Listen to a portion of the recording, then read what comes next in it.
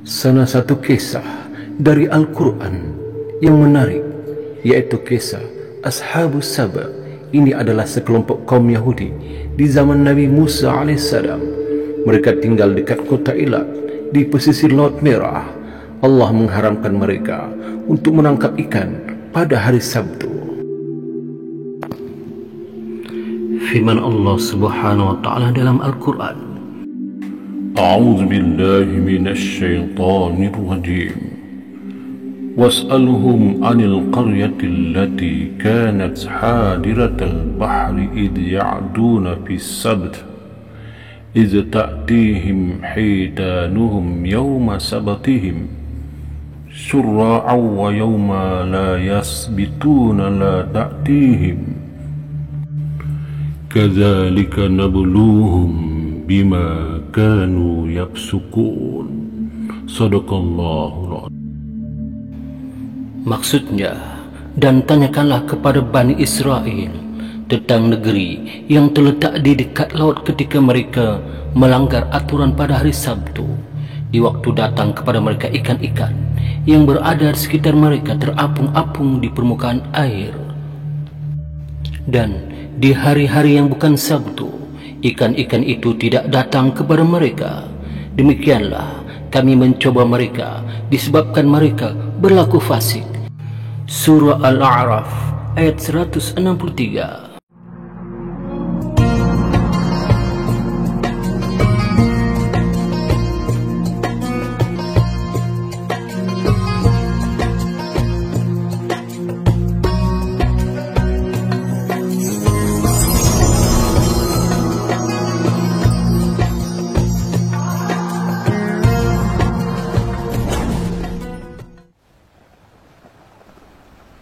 Bismillahirrahmanirrahim. Assalamualaikum warahmatullahi wabarakatuh. Alhamdulillahilladzi hadana li hada wa ma kunna linahtadiya laula an hadanallah. Asyhadu an la ilaha illallah wahdahu la syarikalah wa asyhadu anna Muhammadan abduhu wa rasuluh.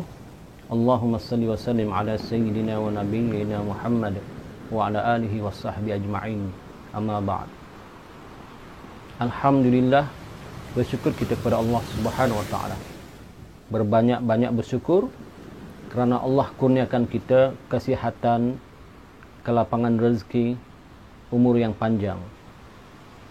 Moga-moga saya dan para penonton sekalian sentiasa sihat walafiat, murah rezeki dan panjang umur. Ya, insya-Allah. Ya. Maka kali ini kita akan memetik cerita yang tertulis di dalam Al-Quran. Sebenarnya Al-Quran ini banyak kisah-kisah sejarah, ya, cerita-cerita yang memberi pelajaran dan petunjuk bagi kita umat Islam. Seperti kisah-kisah para nabi, para sahabat, dan juga kisah umat-umat di zaman dahulu sebelum kedatangan Nabi Muhammad SAW.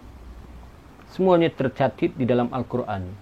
InsyaAllah, moga-moga apa yang akan disampaikan ini dapat memberi manfaat kepada saya terutamanya dan juga kepada para penonton sekalian. Di zaman dahulu, di umat-umat yang terdahulu, ya, umat terdahulu sebelum kedatangan Nabi Muhammad SAW, ada umat yang telah Allah perintahkan kepadanya, ya, beribadah seminggu sekali saja, iaitu pada hari Sabtu.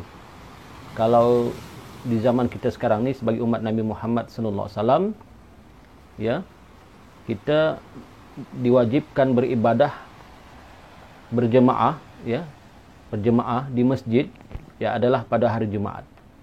Tetapi umat ini, yaitu umat di kalangan Bani Israel ini, golongan Yahudi ini, kata ulama, seperti mana yang tertulis dalam tafsir Ibnu Katsir dan juga tafsir Imam As-Sayuti, tertulis bahawa kaum ini adalah di kalangan Bani Israel dan golongan Yahudi yang tinggal di Ailah ataupun Iliyah, yaitu tempat antara pantai di Mesir dan Madian.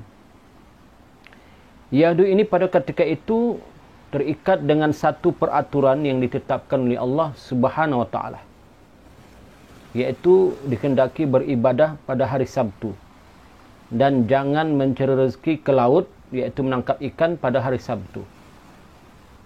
Tidak dibenarkan sama sekali, kecuali hari-hari yang lain boleh dibenarkan menangkap ikan, tetapi hari Sabtu adalah dilarang, kerana hari itu adalah hari beribadah kaum Yahudi di kalangan bangsa Bani Israel ini. Dan semua cerita ini terkandung di dalam surah Al-Baqarah ayat 65 dan surah Al-A'raf ayat daripada 163 hingga 166. Kerana mereka ini adalah salah satu umat terdahulu yang Allah jadikan contoh kepada umat yang datang, ya kita lah.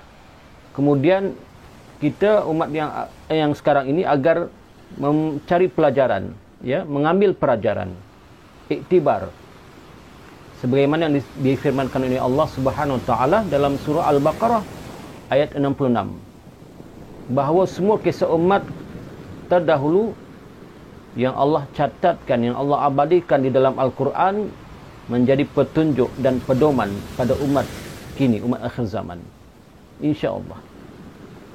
Jadi kisah ini dikatakan kisah Ashabul Sabti, ya, kisah Ashabul Sabti, kerana mereka ini dilarang menangkap ikan ke laut pada hari Sabtu.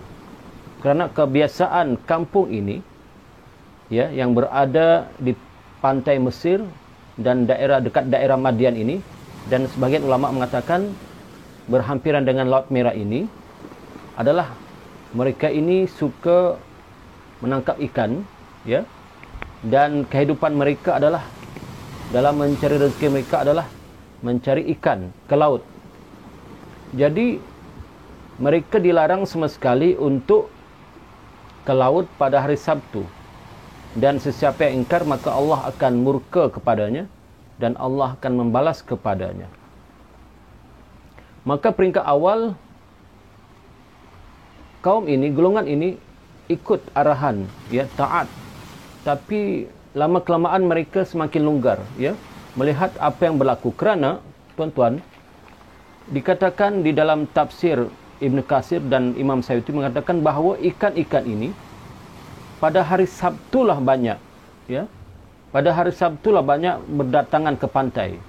Dinampak oleh orang-orang Bani Israel di kalangan orang-orang Yahudi ini, nampak ikan itu timbul, ya. Ikan itu berdatangan banyak sekali pada hari Sabtu. Tetapi akan menghilang pada hari Isnin, Selasa, Rabu, Kamis, Jumaat dan Ahad. Itu yang peliknya. Itu yang menyebabkan orang-orang Yahudi ini tidak dapat menahan iman mereka, godaan-godaan mereka. Maka mereka berazam, mereka membuat satu helah, iaitu mereka katakan bahawa Tuhan memerintahkan mereka supaya tidak menangkap ikan pada hari Sabtu, ya. Maka mereka mencari helah. Di antara helah mereka adalah seperti mereka membuat satu kolam ataupun mereka mengurik pasir dekat pantai itu, yang mana pantai ini pandai surut dan pandai pasang airnya. Ketika surut, maka mereka menggali, ya, menggali satu seperti lubang ataupun perangkap, ya, supaya nanti ketika air pasang, ikan-ikan itu berdatangan, dan bila berdatangan nanti, bila air surut, maka ikan-ikan itu akan tertinggal di perangkap yang mereka buat itu, seperti satu kolam itu. Maka mereka pun berpakat, iya betul juga, sebab Allah memerintahkan kita jangan menangkap ikan hari Sabtu. Tapi ini kita tidak menangkap, kita cuma membuat perangkap pada hari Jumaat, dan kita akan tangkap nanti pada hari Ahad. Ini helah mereka. Jadi maka berbondong-bondonglah orang-orang Yahudi yang ingkar, ya, yang tidak mau ikut arahan ini, berpakat untuk membuat perangkap itu. Mereka buat satu seperti kolam, mereka gali tanah, ya, dalam-dalam. Nanti ketika air pasang, ikan semua akan ke darat, ke pantai. Maka ketika air surut, ikan-ikan yang ke pantai itu masih tertinggal di kolam itu dan tidak dapat pulang. Maka bila mereka melihat ikan begitu banyak, ya, hari Sabtu ikan banyak, maka hari Ahad pun mereka ambillah ikan-ikan itu. Maka peringkat awal Allah Subhanahu Wa Taala masih tidak menurunkan bala kepada mereka. Peringkat awal. Maka mereka bertambah yakin bahawa apa yang mereka buat itu benar, tidak salah. Maka di kalangan orang-orang Bani Israel, orang Yahudi ini, ada di kalangan mereka yang melarang. Ulama mereka yang soleh melarang. Melarang jangan membuat kerja yang tidak betul. Walaupun hela itu seperti tidak salah, tetapi tetap dia melarang, ya. Tetap dia melarang jangan melakukan perkara-perkara itu. Kerana sama juga seperti menangkap ikan pada hari Sabtu. Sebab ikan itu yang tertangkap itu adalah ikan yang datang pada hari Sabtu. Tetapi ada golongan yang lain mengatakan tidak perlulah kita menasihati mereka, tidak perlu. Biarkanlah mereka dengan urusan mereka. Maka bila dinasihat oleh para alim, ulama, ya, orang saleh di zaman itu, pada kaum Yahudi, mereka tidak ikut, mereka ingkar. Kerana mereka mengatakan hujah seperti tadi, iaitu mereka tidak menangkap ikan pada hari Sabtu. Mereka akan tangkap ikan itu pada hari Ahad yang terperangkap pada hari Sabtu. Mereka ingkar. Maka golongan-golongan ulama, orang saleh yang menasihat ini pun kira macam seperti putus asa lah, ya, tak mau dengar arahan, tidak mau ikut perintah, tak apalah. Padahal niat mereka adalah untuk membantu, ya, supaya mereka insaf, supaya mereka jadi orang yang bertakwa, ya. Maka akhirnya mereka pun memisahkan orang-orang baik, orang-orang saleh, orang-orang ulama, ya, di kalangan bangsa Bani Israel, orang Yahudi ketika itu. Mereka pun mengasingkan diri dari kampung itu dengan cara mereka membuat tembok ataupun pagar yang memisahkan mereka dengan golongan orang yang ingkar itu. Kenapa mereka buat pagar? Dengan tujuan supaya nanti kalau bala Allah turun, bala Allah sampai, mereka tidak kena. Ya. Maka berlakulah seperti mana yang mereka kendaki. Mereka pun telah membuat tebing ataupun pemisah ataupun dinding ataupun pagar memisahkan diri mereka dengan orang yang ingkar arahan Allah Subhanahu Wa Taala supaya jangan pergi ke laut menangkap ikan pada hari Sabtu. Orang-orang yang dinasihat tadi itu tidak peduli, ya. Tidak peduli, tetap juga nak menangkap ikan pada hari Sabtu.